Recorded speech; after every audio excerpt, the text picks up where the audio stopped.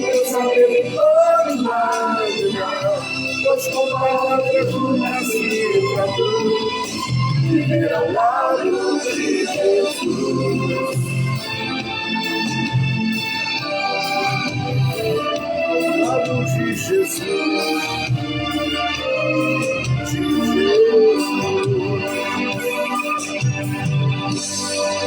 Oh, bendito é o nome de Jesus. Queridos, vamos ler a palavra de Deus, depois nós vamos levantar a voz em oração nesse momento. Daqui a pouco vamos levantar a voz em oração, mas neste momento vamos ler a palavra de Deus com alegria. E eu creio que enquanto estivermos meditando na palavra de Deus, o Senhor, Ele há de alcançar a cada um de nós de uma forma maravilhosa, de uma forma preciosa, de uma forma especial. Eu quero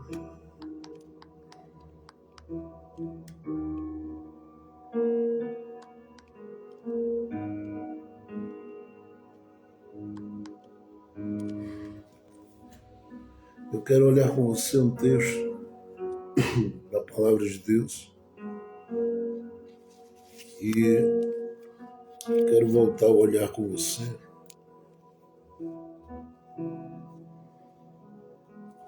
para o livro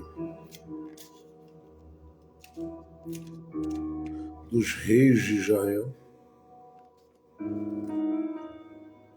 O livro dos reis de Israel.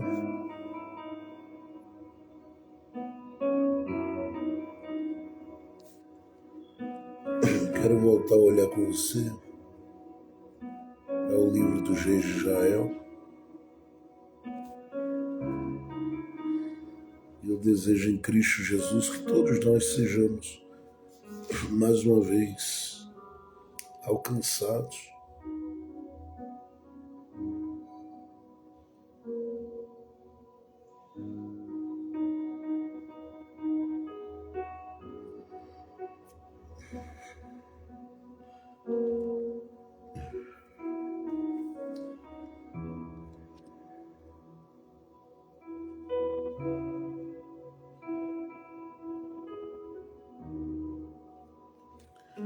Eu quero olhar com você, segundo o livro dos reis de Israel, no capítulo de número 9.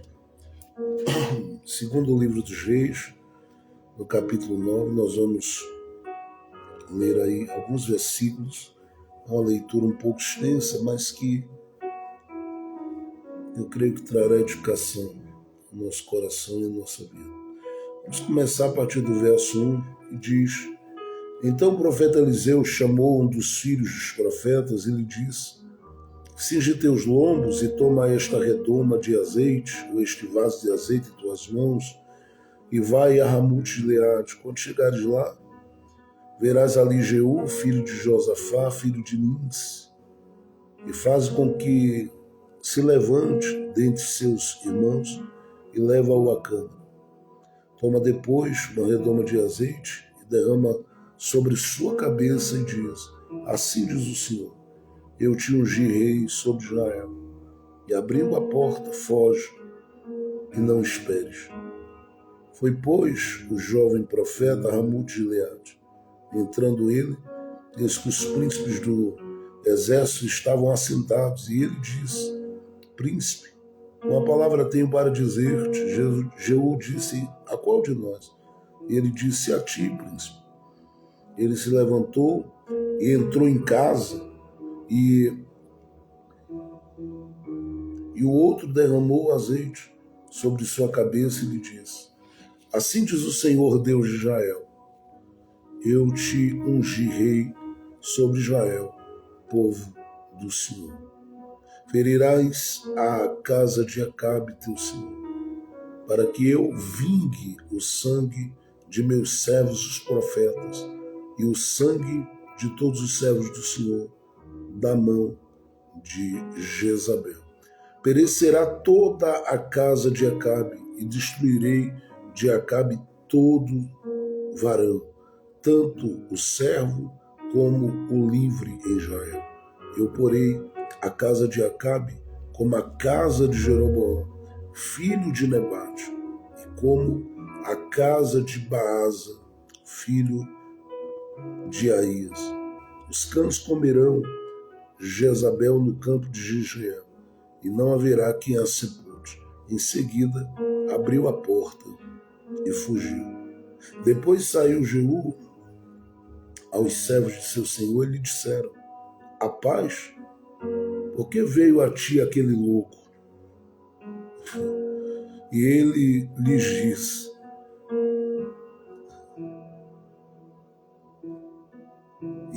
disse: vós conheceis o homem em sua palavra. Eles disseram: mentira. Declara-no agora. E ele disse: assim e assim me falou, dizendo: assim diz o Senhor, eu te ungi rei sobre Israel. Então cada um tomou depressa seu manto e o pôs debaixo de Jeú, em um trono alto, e tocaram corneta e disseram: Jeú é rei. Olhe ainda para o que está inserido aí, em alguns versículos desse mesmo capítulo 9, a partir do verso de número 16. Diz assim: então Jeú cavalgou e foi àquele lugar. Diz o texto: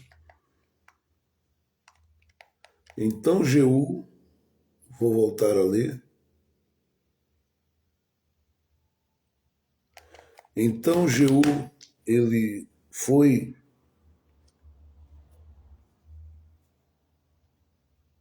a Jezreel, porque Jorão estava ali enfermo. Estava também Acasias, rei de Judá, que desce para visitar Jorão. O que desceu para visitar Jorão. E o atalaia que estava na torre de Jezreel viu a tropa de Jeú que vinha e disse: vejo uma tropa. E Jorão disse: ordena um cavaleiro para reconhecê-lo e lhe pergunte se há paz.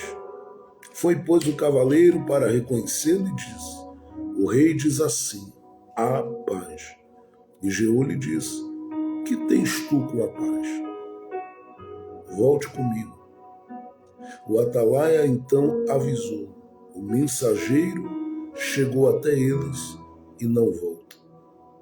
Então enviou outro cavaleiro, o qual, chegando a eles, disse: assim diz o rei, a paz. E Jeú respondeu: que tens tu com a paz? Volte comigo. O atalaia tornou a dizer: também este chegou a eles e não volta. E o andar daquele que vem é como o andar de Jeú, filho de Nis, porque vem impetuosamente. Então Jorão disse: aparelha o carro. E ao aparelharem seu carro, saíram Jorão, rei de Israel, e Acasias, rei de Judá, cada um em seu carro, e saíram ao encontro de Jeú, o qual acharam na fazenda de Nabote de Jezreel. Vendo Jorão a Jeú, disse: a paz, Jeú? E ele respondeu: que paz? Com as fornicações de Jezabel, tua mãe, e suas muitas feitiçarias? Então Jorão voltou às rédeas e fugiu e disse a Acasias: há traição, Acasias. Mas Jeú entesou seu arco e feriu Jorão nas costas, e a flecha lhe atravessou o coração, e ele caiu em seu carro. Disse depois de Jeú a Bidcar, seu capitão: toma-o e lança numa extremidade da fazenda de Nabote de Jezreel. Lembra-te que, quando eu e tu íamos juntos com o povo de Acabe, seu pai, o Senhor pronunciou esta sentença sobre ele, dizendo: que como vi ontem o sangue de Nabote e o sangue de seus filhos, diz o Senhor, e te retribuirei nesta fazenda, diz o Senhor. Toma, pois, agora e lança na fazenda de Nabote, conforme a palavra do Senhor. Amém. Queridos, eu sei que a leitura ela foi uma leitura extensa e eu gosto de ler capítulos completos, gosto de ler livros completos da Bíblia, porque são narrativas importantíssimas, principalmente quando elas apontam para uma decisão de Deus. Porque na Bíblia há muitas decisões tomadas por homens, mas existem aquelas decisões que são decisões do próprio Deus. Sejam decisões que estão ligadas a uma permissão para algo, ou aquelas decisões que têm a ver com uma escolha, cuja a ação de Deus é separando indivíduos para uma missão específica e para um propósito específico. E esse segundo livro dos Reis, capítulo 9, ele para mim é impressionante, porque ele marca o momento em que Deus decide levantar alguém. E Deus decide levantar este alguém para que este alguém cumpra um propósito que não é dos mais agradáveis, considerando que envolvia aqui uma limpeza, eu diria assim, daquilo que se chama reino, terreno, espaço, lugar que pertence a Deus. E eu sei que é muito bom quando, do ponto de vista da chamada, da vocação, dos dons, das coisas que Deus compartilha com a gente quanto à sua escolha, a gente como ser humano, lidar com aquele chamado que diz que a gente está indo para curar, para sarar, para restaurar, para erguer, para levantar, para abençoar, para mover, para fazer alguém se erguer, estar de pé. Mas é muito difícil quando o convite de Deus é para a gente remover altares. É muito difícil quando o convite de Deus para a gente é para a gente tirar as pedras, é para a gente tirar os espinhos, é para a gente derribar, às vezes, determinadas fortalezas erguidas por corações compromissados com qualquer outra coisa menos com o céu. E é claro que quando eu estou falando disso aqui, não há aqui nenhuma palavra de incentivo a qualquer prática de desrespeito, de intolerância. Jamais haverá e jamais haveria saindo dos meus lábios uma palavra que motivasse a qualquer coisa. A palavra aqui ela tem uma outra ideia, um outro sentido. Porque fica claro que no território onde homens e mulheres que são escolhidos por Deus estão, há corações que estão erguendo coisas que não exaltam o nome de Deus. E uma vez que esses corações estão erguendo coisas que não estão ligadas à vontade de Deus, abre-se sobre este lugar, pode ter certeza disso, as comportas, eu diria, das trevas para operarem, agirem e atuarem neste terreno, neste solo, neste lugar. E a gente precisa, mais do que nunca, que o Senhor ele venha a manifestar esse desejo de erguer aqueles que estão, plantados neste lugar para fazerem a diferença e serem esses instrumentos que removem, que jogam fora. E quando eu digo jogar fora, não é pegar com as mãos e desfazer qualquer que seja a coisa, mas é pela ação espiritual, ou seja, a ação dos dons, a ação da vocação, a ação por meio da própria vida de oração, para que coisas ali sejam anuladas, sejam quebradas, sejam desfeitas. E quando eu falo sobre isso aqui, eu sei que a presença de um homem, de uma mulher, quase sempre não modificará muita coisa, a não ser que este homem e esta mulher tenham recebido de Deus algo muito específico. E quando eu falo do Antigo Testamento, é claro que eu estou pensando aqui num contexto que envolve o reino e o território de Israel, que tem por capital Samaria. Eu estou falando do reino sul, onde está estabelecido Judá. E esse contexto de realeza, de reino, não é o contexto que eu estou envolvido, você está envolvido do ponto de vista humano. Nós estamos envolvidos no reino, sim, que é de cima. E Jesus disse que o reino de Deus estava entre nós, que o reino de Deus estava vindo, que o reino de Deus está chegando, que o reino de Deus...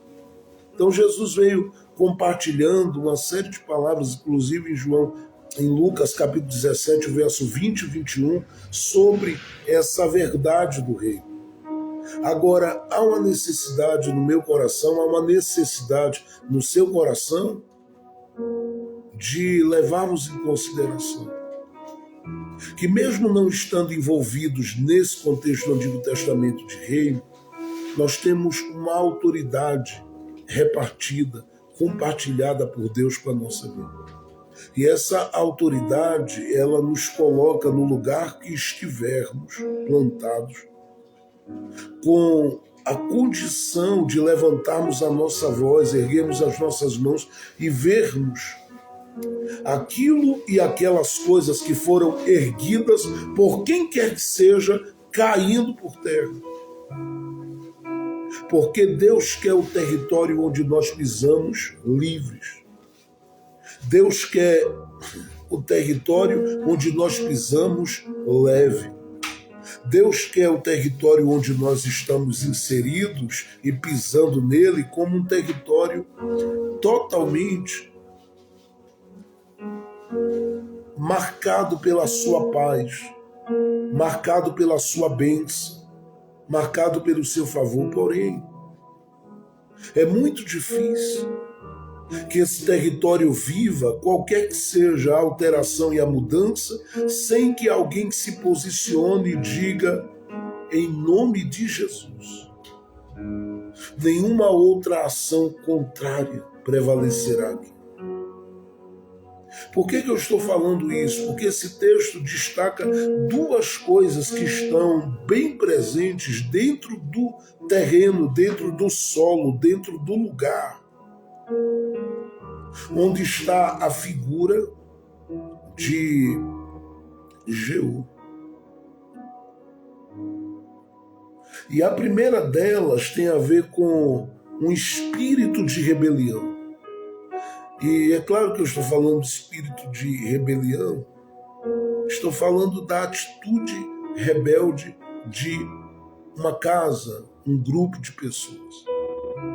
Segundo, há uma prática de coisas estranhas que foram citadas aí, né? E a tradução de um ponto para outro ela vai apresentar de várias formas. E eu não preciso citar porque na leitura que eu fiz aqui já ficou muito claro para a gente, entre outras coisas, do que se trata. Mas eram práticas estranhas. E tudo isso porque você tem a figura de Acabe, desde 1 Reis, capítulo de número 16, desde 1 Reis, capítulo 17, até esse 2 Reis, capítulo de número 9, como uma presença que tomou um posicionamento e fez desse posicionamento uma chave que abriu uma porta para as coisas mais complicadas e mais estranhas habitarem, reinarem e dominarem aquele território.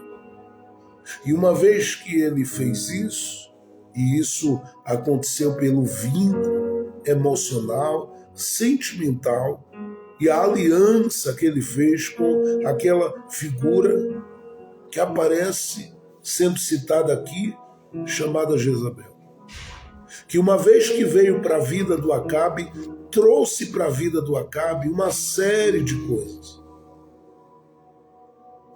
E o Acabe, quem sabe, com interesses políticos, juntou as escovas com Jezabel e abriu concessões para coisas que ele não deveria dar tal liberdade.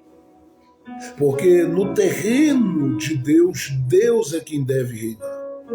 E onde no terreno de Deus há alguém que decide dialogar, decide de alguma forma relacionar-se com qualquer outra coisa, em algum momento Deus vai aparecer nessa situação para fazer uma cobrança e daquelas que eu diria que são bem pesadas. Quando Jeú ele começa a receber a sua missão, essa missão vem através de um profeta que é citado já no verso 1, por nome de Eliseu. E isso não começa em Eliseu. A Bíblia, como ela é toda conectada, você precisa voltar a olhar para o primeiro livro dos Reis, capítulo 19, e lembrar de Elias no deserto, peregrinando, caminhando. E Deus chegando com uma lista, dando a Elias e dizendo para Elias, olha, você vai separar 3 pessoas para um propósito específico. Cada uma para um propósito específico. E entre os nomes que ali aparece o nome de Eliseu, que viria a ser profeta no lugar de Elias, e isso já estava acontecendo aqui em 2 Reis capítulo 9, aparece a figura emblemática de Jeú. E havia um outro nome, não é, que é citado para assumir, dominar e estar, né, sobre a Síria, enfim. Não quero aqui levar para esse lado, eu quero que você observe que quando Jeú vai aparecer dentro desse contexto, ele vai aparecer como alguém que é alvo de uma ação que foi estabelecida pelo próprio Deus muito antes do nome dele ser levado em consideração na história bíblica. Porque Deus sempre planeja, projeta antecipadamente. Às vezes a gente, como ser humano, é que pensa que Deus está chegando agora, como quem caiu de paraquedas, e está aparecendo na nossa história de vida para plantar alguma coisa, fazer alguma coisa, mas na verdade ele já vem com tudo planejado. Primeiro, porque ele é Deus. Segundo, porque ele é onisciente, ele conhece todas as coisas. Terceiro, porque ele é um Deus que se revela, como eu já disse aqui em outros momentos, a partir da sua aceidade. E a aceidade de Deus, ela é a sua independência. Deus é independente nas promessas que faz, nas escolhas que faz. Ele é independente quanto à sua vontade, ele faz, realiza o que quer, como quer, do jeito que quer. O Salmo 139 nos apresenta bem a figura,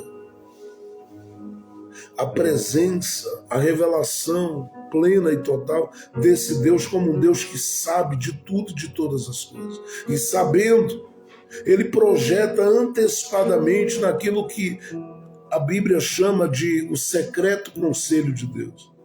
E esse secreto conselho, que eu já falei aqui em alguns momentos com vocês, é quem decide as coisas acerca de indivíduos e das nações. E ele decidiu coisas acerca de Jeú. Só que para poder usar Jeú para essas coisas, ele não pode fazer considerando o que Jeú já é. Porque nesse texto fica claro que Jeú é alguém que tomou um arco na mão e atirou flechas. Jeú era alguém que poderia ser apresentado por qualquer um pregador como um grande guerreiro. Um hábil guerreiro. Só que o que Jeú tem não poderia ser usado para o fim ou para os fins de Deus sem que Deus agregasse algo.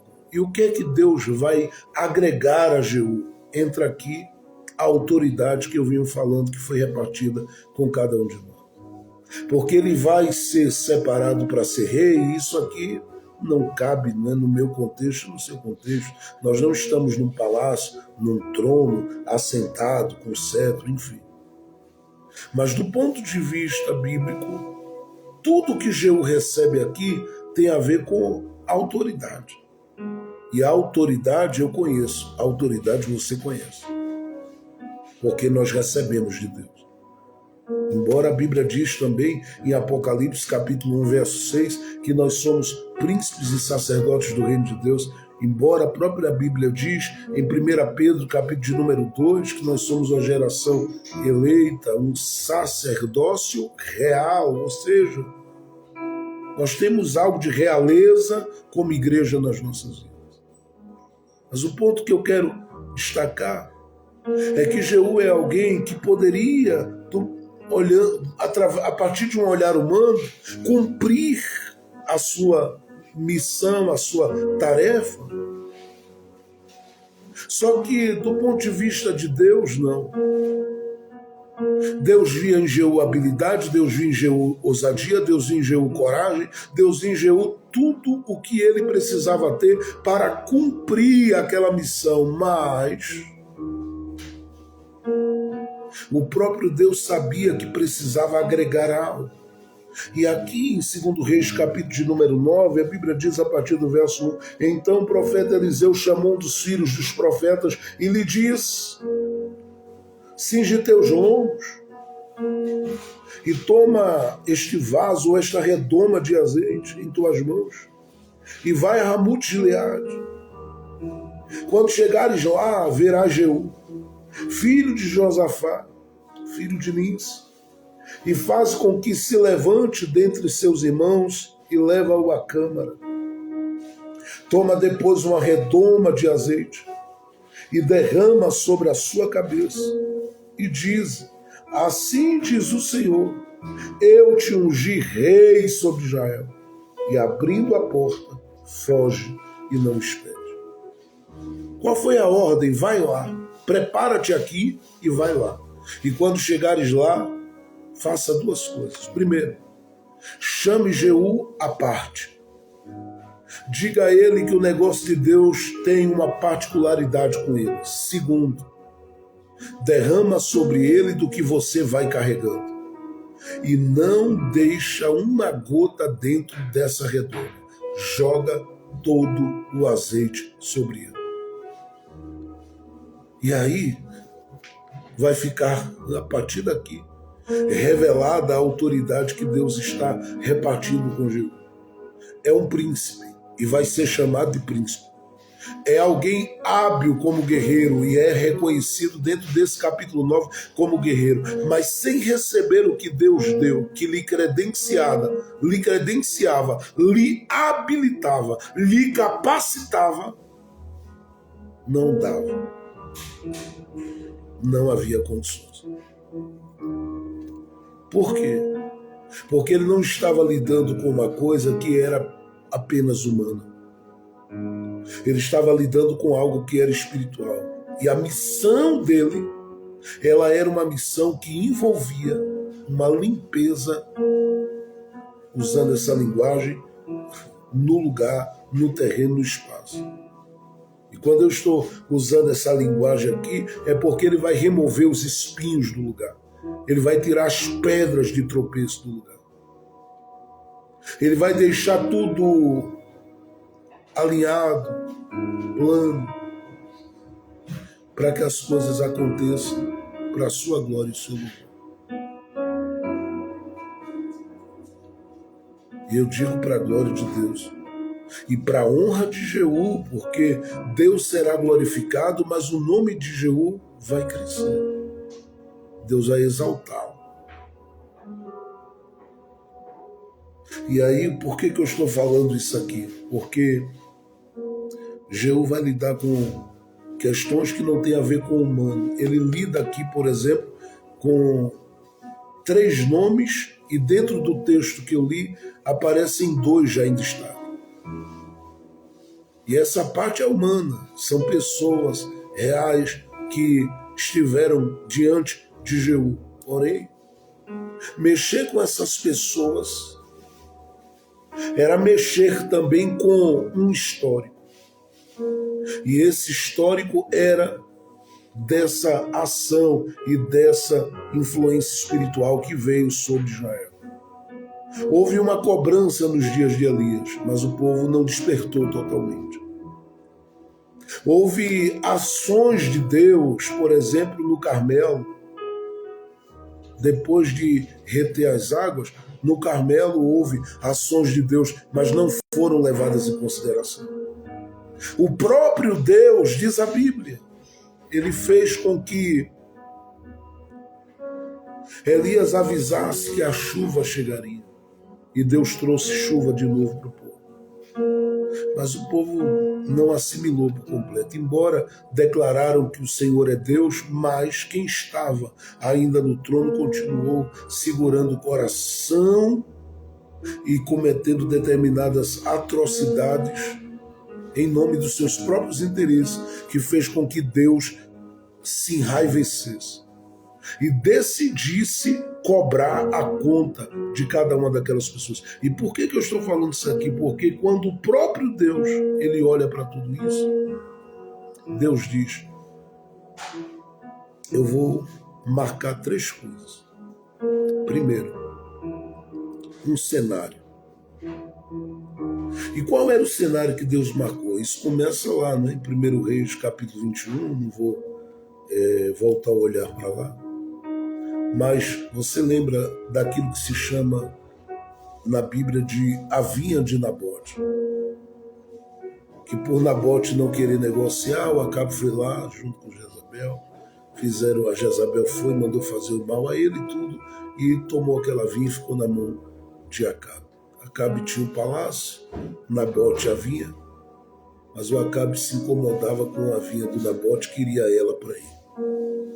E disse a ele que daria algo melhor, enfim, você lembra da história. Então Deus disse: eu vou marcar essa vinha de Nabote. Porque mataram Nabote, mas não destruíram a vinha. A vinha estava de pé lá. Segundo, Deus diz: eu vou marcar um tempo. E esse tempo está agora ligado a esse capítulo 9 aqui de 2 Reis. Mas terceiro, Deus decide marcar o meio ou os meios que ele usaria para fazer as coisas acontecerem com relação à figura de toda a linhagem, descendência de tudo que de Acabe estivesse vivo. Tudo aquilo que de Jezabel, tudo aquilo que de Acabe está vivo, Deus disse: eu vou marcar meios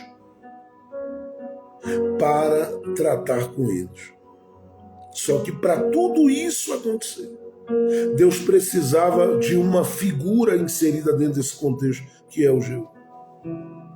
Então Deus olha para o Jeú e diz: você tem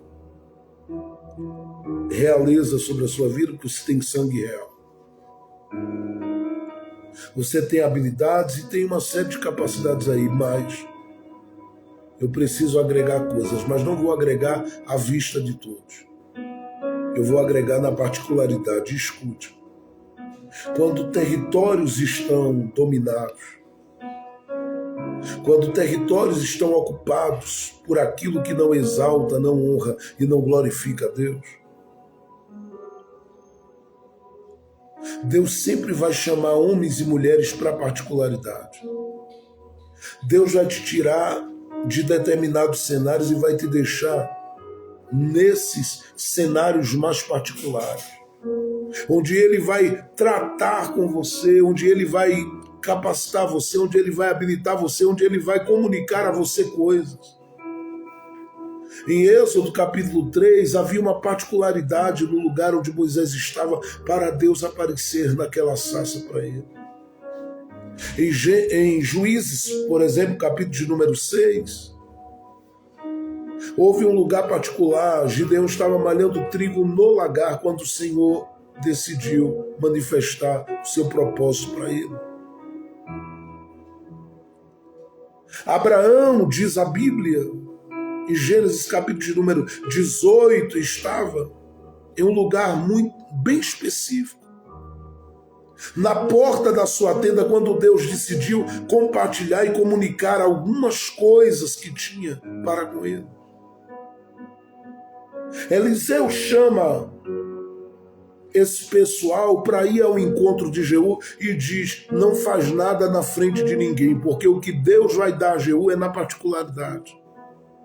E há muita gente que não gosta quando Deus lhe tira de cena. Por quê? Porque é príncipe, porque tem talentos, porque carrega consigo seu arco, sua flecha, seus dons, suas habilidades. Mas escute, Deus não te tira da vista de muitos para te matar, Ele te tira para te comunicar coisas que Ele não pode comunicar na frente de outros, porque outros não têm estrutura para lidar com aquilo que Deus tem para compartilhar com você. Por que eu estou dizendo isso?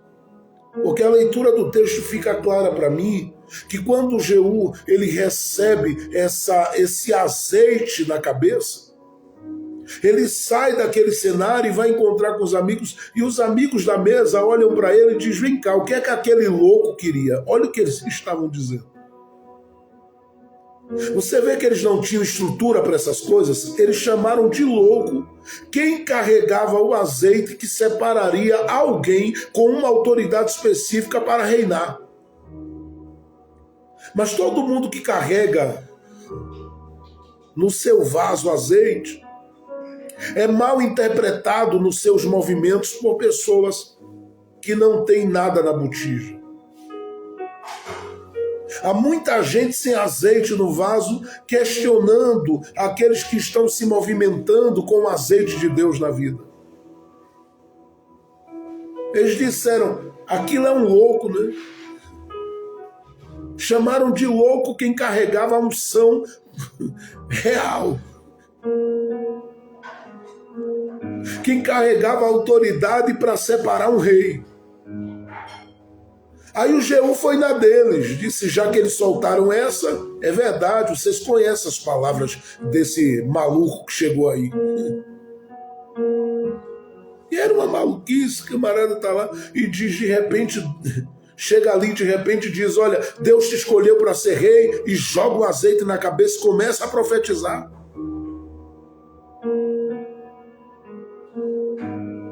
Eu sei que Deus tem coisas que Ele precisa fazer na particularidade com você. É por isso que Ele tem te permitido, às vezes, ficar um tempo só. Ele está lhe dando coisas que não deu a ninguém. Ele está compartilhando coisas que não compartilhou com ninguém. Ele está agregando coisas que não compartilhou com ninguém. Segundo, preciso correr para terminar, para a gente orar agora, porque eu já passei muito do meu horário aqui. Em segundo lugar, além da particularidade, daquilo que vai ser comunicado na particularidade, porque é nesse lugar reservado, é nessa particularidade de Deus com Jeú que vai ser compartilhado a missão dele. E aí vai ser dito o que ele vai fazer.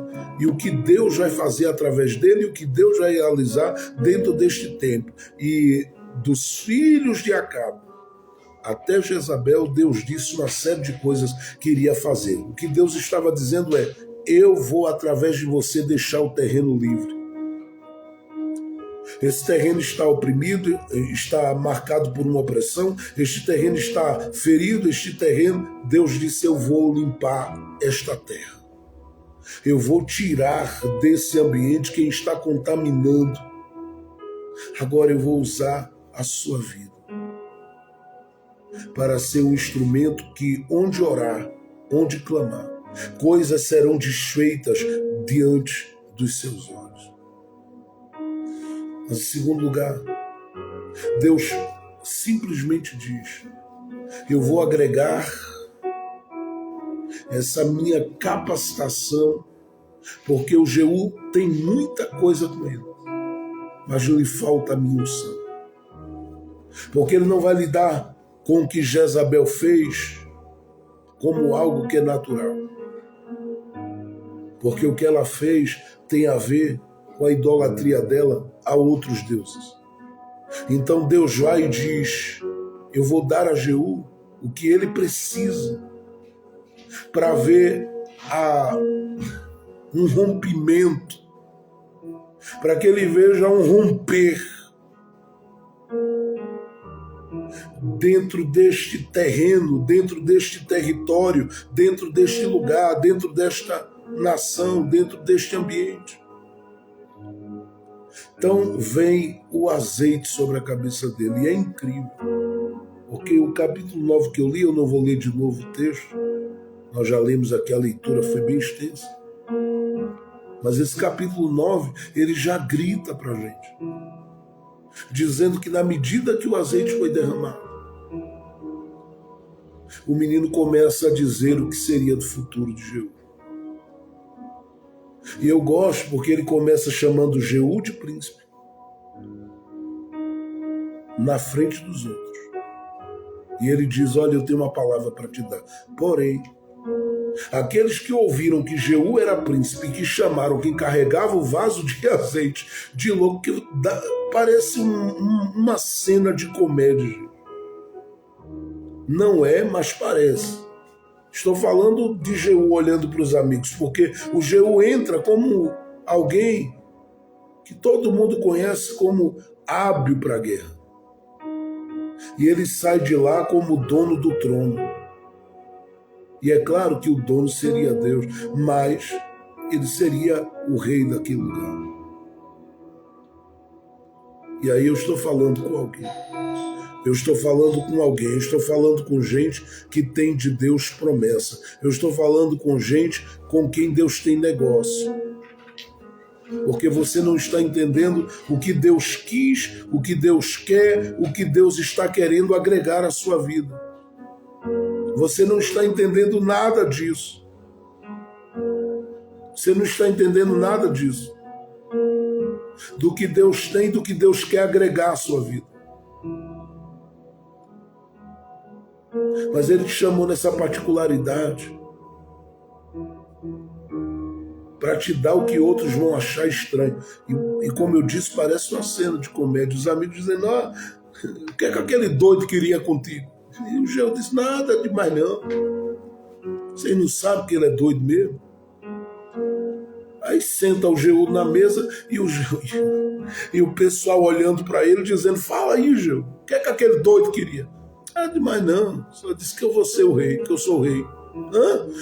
Daqui a pouco caiu todo mundo prostrado, tomando posicionamento de honrar, e diz a Bíblia que colocaram o Jeú no trono. Foi uma coisa de louco aquilo ali. Ele deve ter ficado totalmente impactado, e o Jeú sorrindo, dizendo: não despreza quem carrega esses vasos, não. Eu estou falando com alguém que Deus vai agregar coisas que lhe faltam.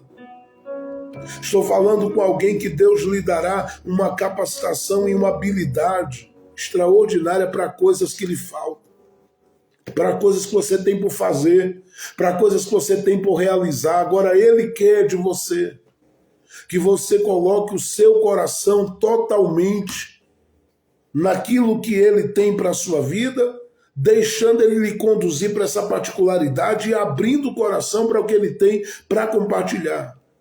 Porque ele vai colocar sobre a sua mente coisas que você jamais imaginou que veria, saberia e conheceria.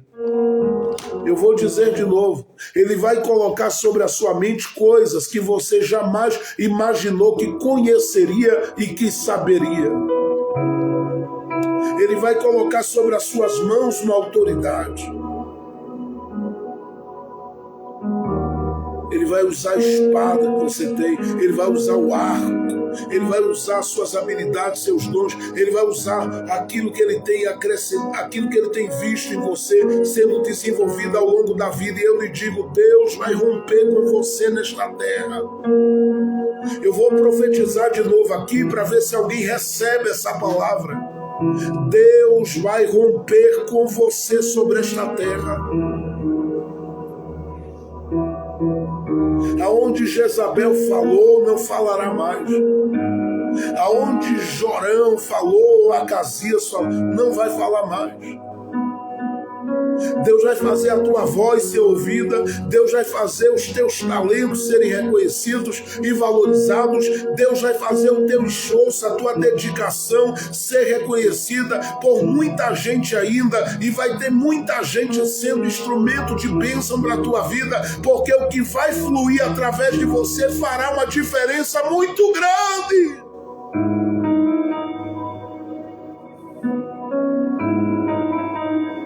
Agora você precisa entender isso.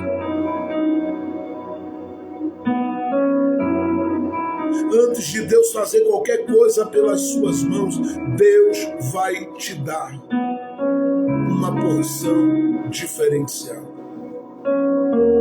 Porque você não está indo para um ambiente de batalha humana, ou um ambiente humano de batalha. Você está indo para uma batalha espiritual. E eu sei que a partir de hoje, Deus vai mostrar a você que onde você pisar os pés e colocar as mãos, pastor, isso é uma mensagem triunfalista? Não. É uma mensagem de quem crê que o Deus do céu está acima de tudo e de todas as coisas, e a hora que Ele quiser tocar o sino da exaltação, ninguém vai impedir o que Ele tem para fazer. A hora que Ele quiser usar a tua boca, usar as tuas mãos, a hora que Ele quiser marcar o lugar, a hora que Ele quiser mudar a história da família, a hora que Ele quiser mudar a história da casa, a hora que Ele quiser mudar a história da empresa, a hora que Ele quiser mudar a história do lugar que você está inserido, ninguém vai impedir o que Deus tem para fazer.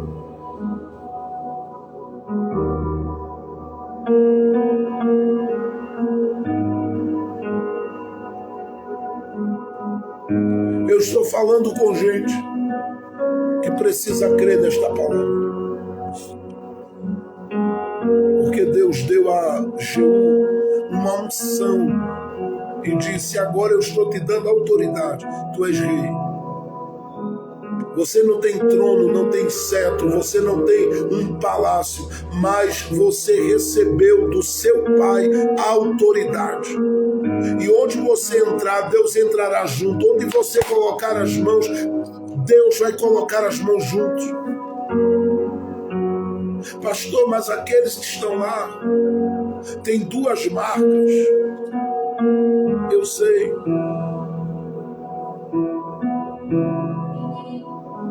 Mas o que Deus lhe deu, eles não têm mais. E eles sabem disso. É por isso que muitos não querem ver a ascensão de Jeú, a ascensão de Jeú. Eles não querem. Eles não querem ver o Jeú produzindo debaixo da unção, porque uma coisa é ele guerrear seco, outra coisa é guerrear debaixo do azeite. Uma coisa é ele andar apontando o arco e a flecha,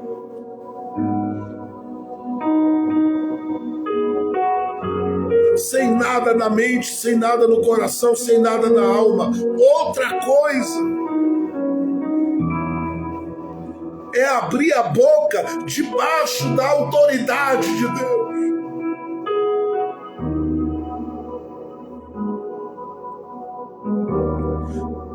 Deus havia dito coisas a Elias.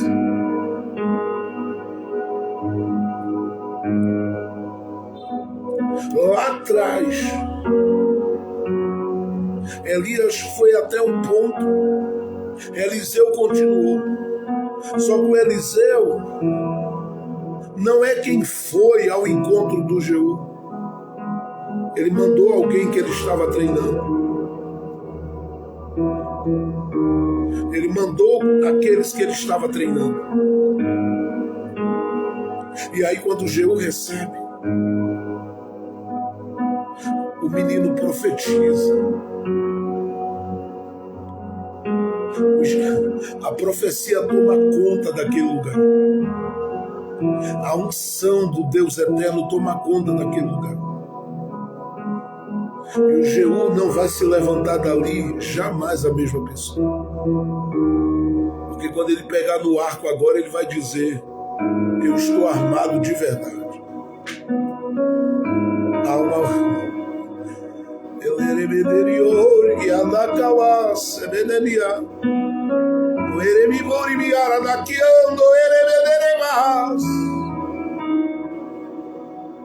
O Espírito do Senhor está me tomando aqui para falar ao coração de alguém que Deus vai mostrar. Você vai começar a perceber que o que sai da sua boca não sai por acaso. Que as suas orações, o seu clamor, que o grito do seu coração, mas Deus está cuidando de cada coisa. E o nome dele será glorificado no seu caminho. Não sei se você crê. Não sei se você confia. Não sei se você, de alguma forma, recebe. Mas eu estou dizendo a você, Deus vai fazer uma coisa muito diferente na tua vida. Agora, deixa Deus derramar. E abra o coração. Porque isso requer duas coisas. Primeiro, submissão. Segundo, sensibilidade, que eu já falei tanto aqui. Jeú se submete e com sensibilidade recebe o que está sendo colocado sobre ele. Chega um momento no texto que eu li, que ele vai partir para um lugar que tem que partir. E ele vai achar Jorão enfermo. E ele vai achar a figura do Acasias puro. Só que quando ele está indo, ele sabe que é o tempo de Deus.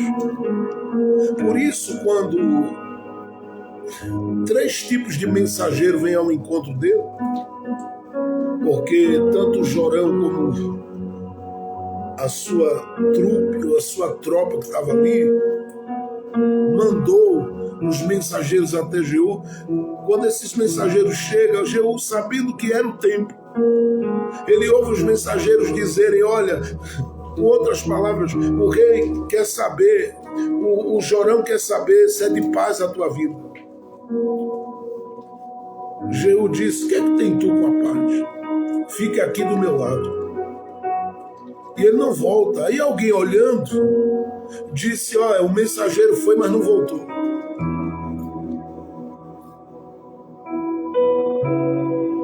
É porque Deus tinha negócio com o mensageiro. E às vezes o mensageiro está plantado junto de determinadas pessoas complicadinhas.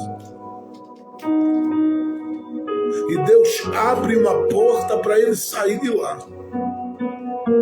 Quando ele chegou junto do Jeú, o Jeú disse: para lá você não volta mais, vai ficar comigo. Vai ficar comigo. Vem o segundo grupo. Jeú diz a mesma coisa. O que é que tem tu com a paz, meu? fica quieto aí, aqui do meu lado, e ele vai ficando.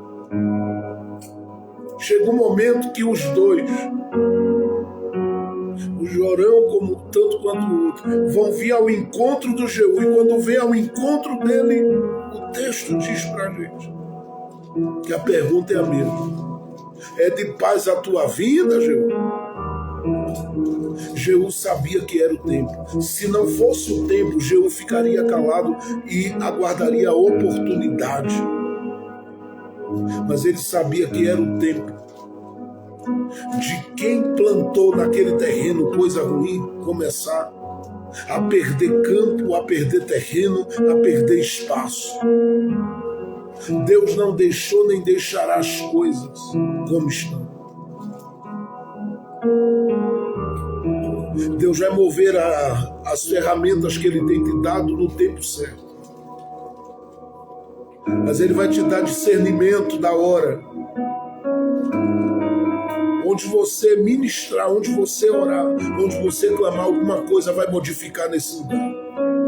Eu estou profetizando em nome de Jesus.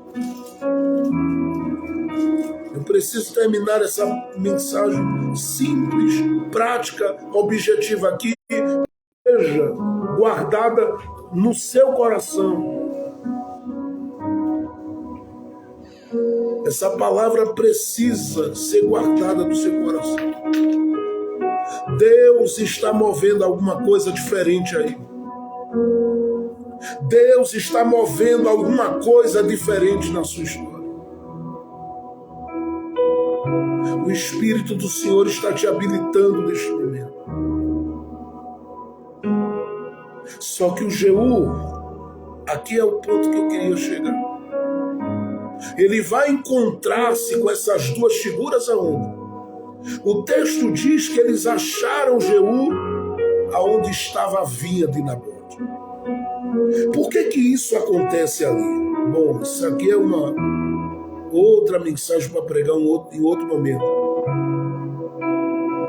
Mas eu disse a você que Deus marcou o terreno. E duas coisas Deus começou a gritar aos ouvidos de Jorão e de toda a sua casa. A primeira, eu não estou esquecido do que Acabe e a casa dele fez com Nabote. Deus estava dizendo, eu não estou esquecido da injustiça. Porque tem gente por aí voando nas alturas pensando que Deus não está lembrado das injustiças praticadas por ele. Contra a gente boa, contra a gente do coração de Deus. Mas a seu tempo Deus sabe cobrar as coisas. De todos nós. Mas principalmente dos que praticam a injustiça. Deus sabe cobrar a injustiça. Segundo, Deus estava gritando naquela hora. Pensaram que eu dei corda, mas não ia puxar a linha, né? Porque Deus ficou como alguém que... Eu lembro bem dos meninos antigamente pinando pipa e dava corda, linha na pipa, e dava linha. Quando estavam ali naquela disputa das pipas,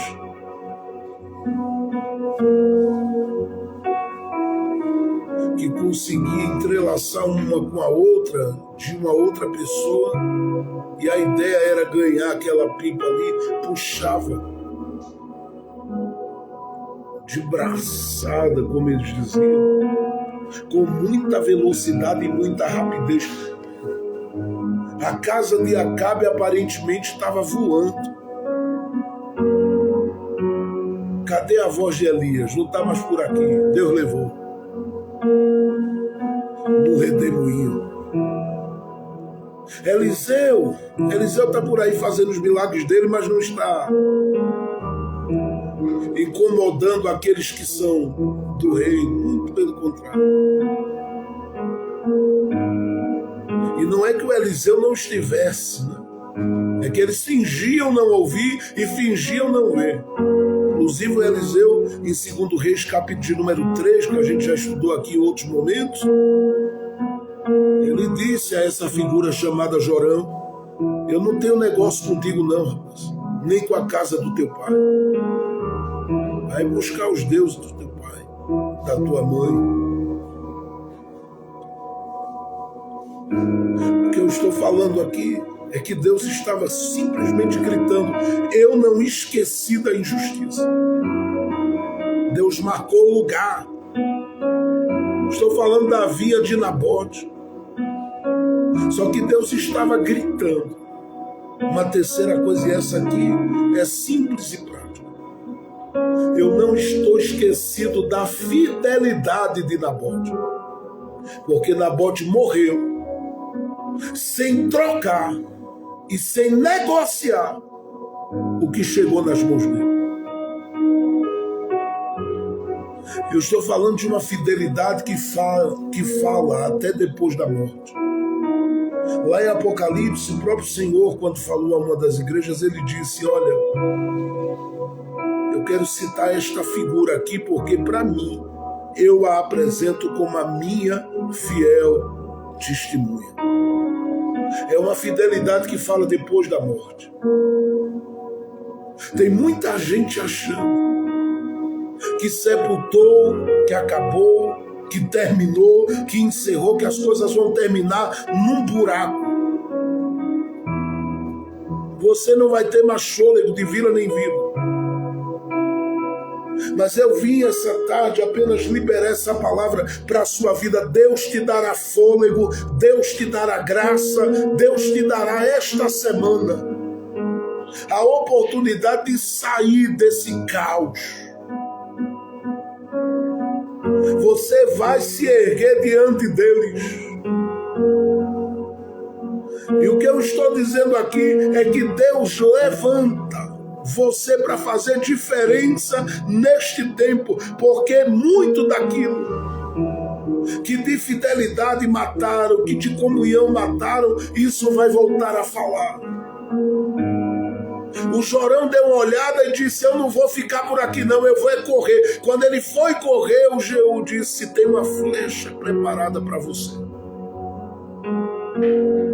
Só que ele sai correndo, dizendo: sai daí, Acazias.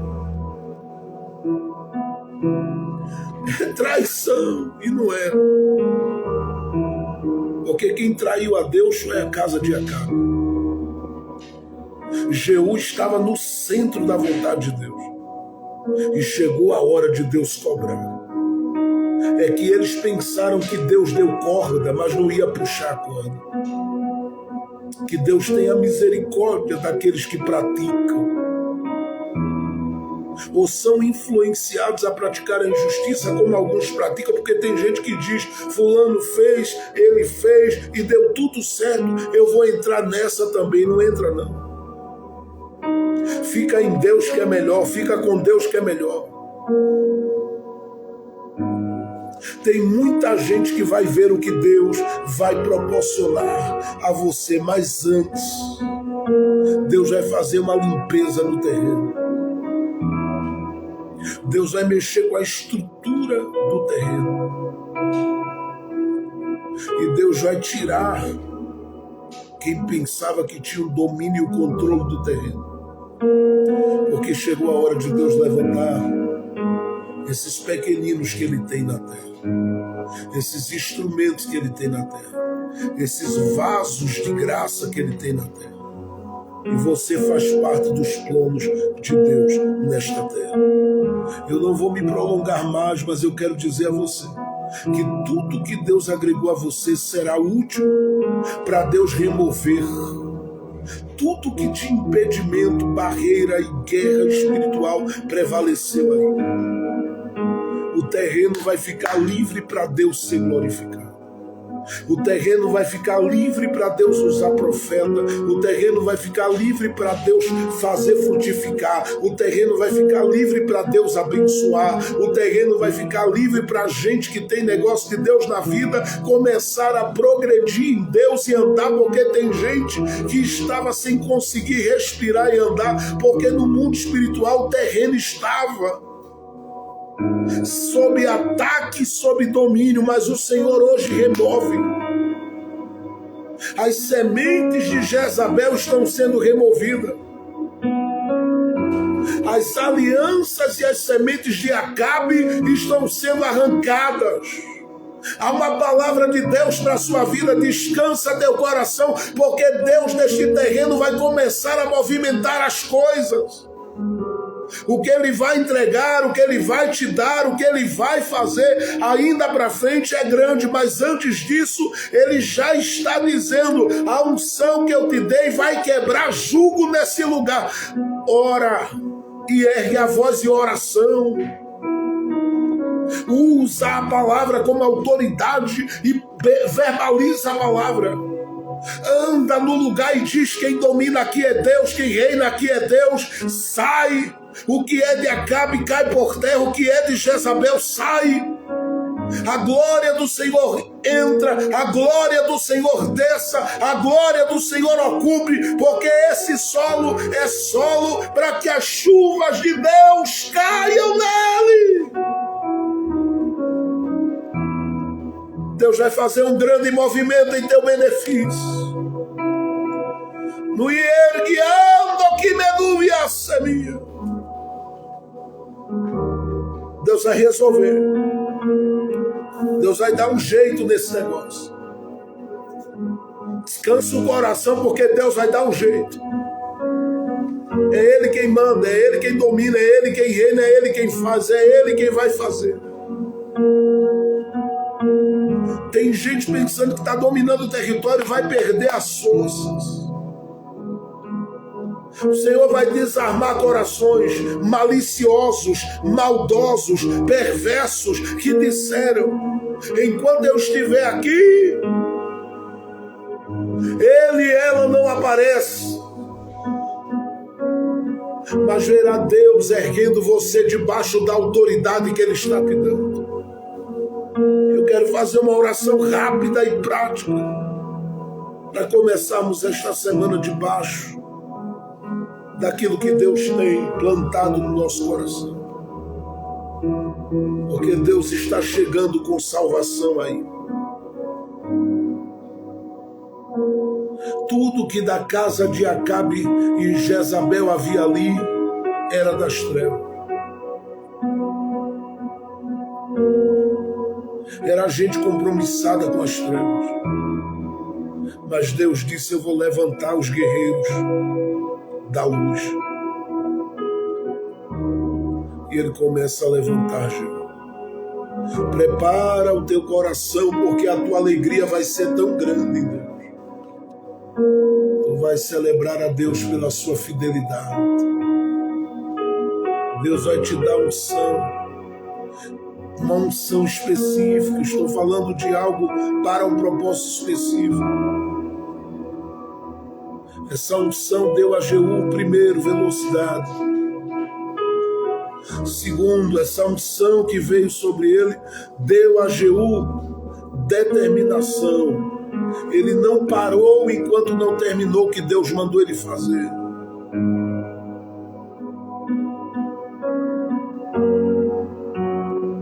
Está tudo no texto. Ele teve velocidade para usar o arco e a flecha. Essa unção deu a Jeú determinação. Mas em terceiro lugar, essa unção deu a Jeú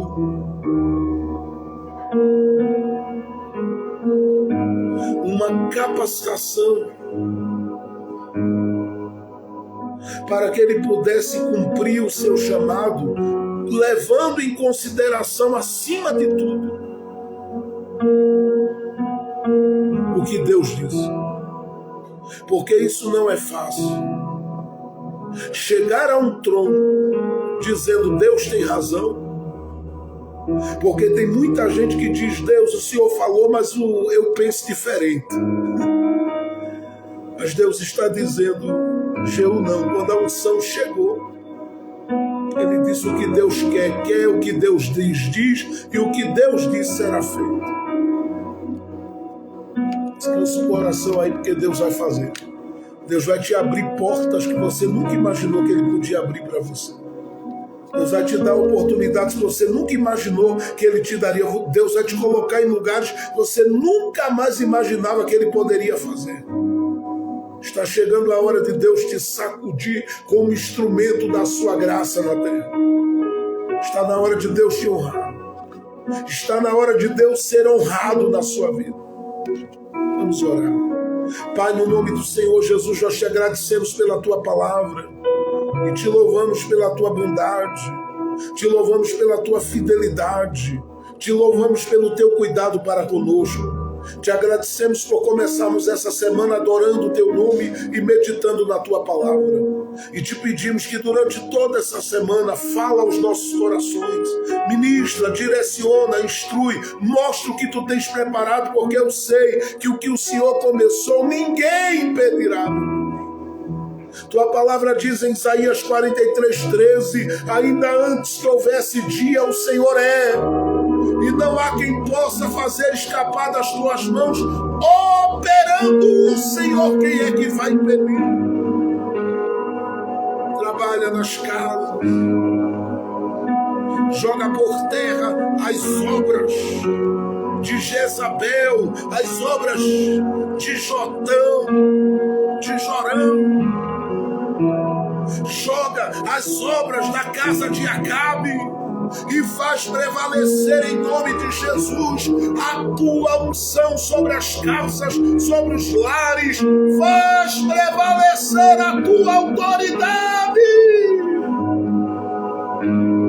Eu te peço, ó Deus, cuida de cada um de nós. Abraça cada um de nós, fortalece a cada um de nós para cumprirmos o nosso propósito nesse caminho, Senhor, porque não é fácil. Tu és o nosso ajudador, o nosso amigo fiel. Trabalha em nós, trabalha por nós.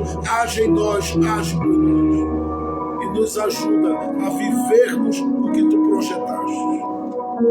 Porque eu sei que para este tempo tu tens honra. Tem gente que vai da mesa do diálogo para o trono da honra. Tu vais abrir portas onde não há porta para alguém, Senhor. Eu te peço, faz isto para a tua glória. Abre os céus no nome de Jesus. Abre as portas no nome de Jesus. Faça coisas grandes em nome do teu Filho Jesus Cristo. Guia o teu povo, guarda o teu povo, ampara o teu povo, sustenta o teu povo, direciona o teu povo, fortalece o teu povo, sustenta o teu povo no nome de Jesus. Que estejamos no centro do teu plano, que sejamos cheios da tua graça, faz com que tenhamos vitória no nome poderoso de Jesus. Faz com que tenhamos vitória no nome poderoso de Jesus. É o que nós te pedimos. Em favor dos teus filhos e das tuas filhas, que cada um tenha uma semana de milagres, que cada um tenha uma semana de paz, que cada um tenha uma semana de vitória, que cada um tenha uma semana de bênção sem medida para a glória do teu nome. Que esta semana seja uma bênção na vida da irmã Mirtes, que esta semana seja uma bênção na vida da irmã Aline Livorati, que esta semana seja uma bênção na vida da irmã Fabiana Kelly, que esta semana seja uma bênção na vida da irmã Paula, que esta semana seja uma bênção na vida da irmã Fernanda, que esta semana seja uma bênção na vida do irmão Souza, que esta semana seja uma bênção na vida da irmã Kátia, por quem temos orado todos os dias. Que esta semana seja uma bênção na vida da irmã Rafaela. Que esta semana seja uma bênção, ó Deus, nas nossas vidas. Que esta semana seja uma bênção na vida da irmã Wanda. Que esta semana seja uma bênção na vida da irmã Luciana. Que esta semana seja uma bênção, ó Deus, na vida do irmão Tiago e dos seus familiares, no nome poderoso de Jesus. Que esta semana seja uma bênção, ó Deus,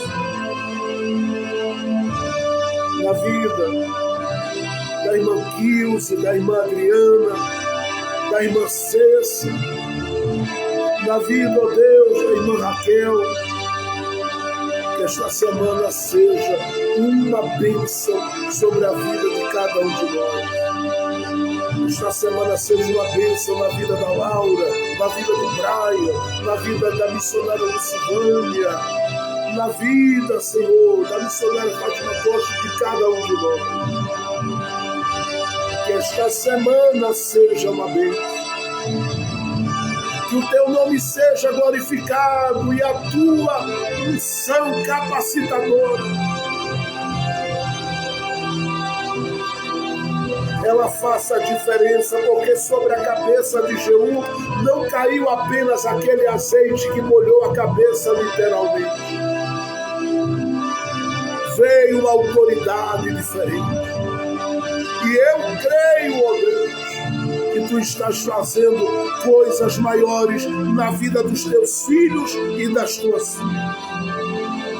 Que esta semana seja uma bênção da vida, Senhor, da irmã Fátima Santana. No nome de Jesus. Guarda cada um de nós e nos abençoa para a glória do teu nome. Que possamos, Pai, amanhã estar juntos a partir das 10 da manhã, junto da tua palavra, do teu altar de oração e vivendo um tempo precioso. Nós te agradecemos por tudo que o Senhor nos fez viver esse final de semana, a nossa Santa Ceia que foi maravilhosa. Te agradecemos pelo livramento na vida dos teus filhos e pelo teu cuidado com aqueles que precisaram fazer uma cirurgia, mas também, Senhor, te agradecemos pelo teu cuidado com cada um de nós. Eu quero te pedir nesse momento, ó Deus, estende as mãos sobre a vida da pastora Eliane e do pastor Giovanni, esses irmãos e amigos queridos. Dê a eles vitória, Senhor, em nome de Jesus. Neste dia, no qual eles têm lidado com a partida, Senhor, do pai da pastora Eliane. É um dia de luto, de choro, mas o Senhor é a fortaleza, meu. É um dia de luto, é um dia de choro, mas o Senhor é o que consola, que conforta e que consola, Senhor, a família. E eu creio na vitória da família. Eu creio na vitória da família.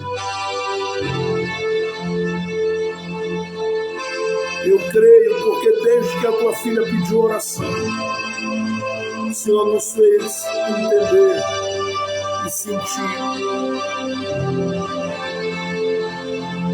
que era o tempo do descanso, o tempo de acolher o teu filho nos braços. Eu te peço, visita a família, abraça a família, toca na família, alcança a família e dê vitória no nome de Jesus a toda a família.